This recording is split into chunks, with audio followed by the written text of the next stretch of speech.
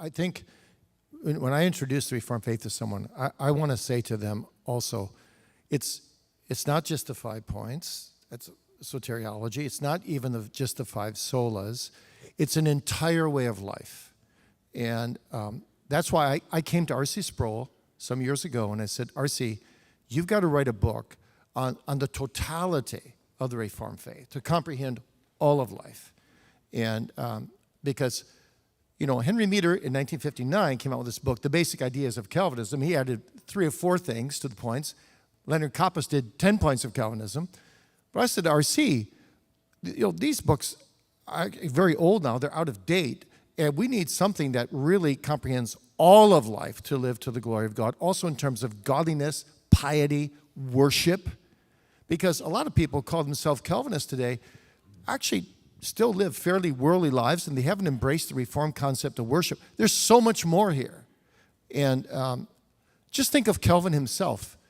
He said in his first edition of the Institutes, 2 times in the subtitle, piety. And then in the introduction, he said, I wrote these Institutes for only one reason, to promote godly piety. Now, there's a lot of people that call themselves New Calvinists or other things today who aren't the least bit interested in godly piety. So there's a huge difference. So I explained to R.C., he said, I totally agree with you, but you write it. I said, me? No, not me. He goes, yeah, you do it. I said, well, I said, what do you mean? He said, do it in 4 months and we'll publish it. That's what he said to me. And I said, well, I can't do it in 4 months. Can I get others to help me? He said, yes.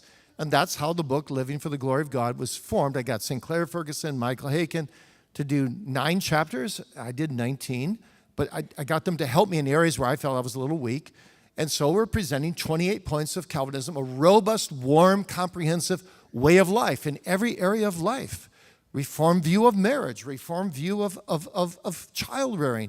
It's based on the Bible. And the Reformers and the Puritans following them developed distinct views on all these things. So 5 solas, 5, points of Calvinism, very core basics.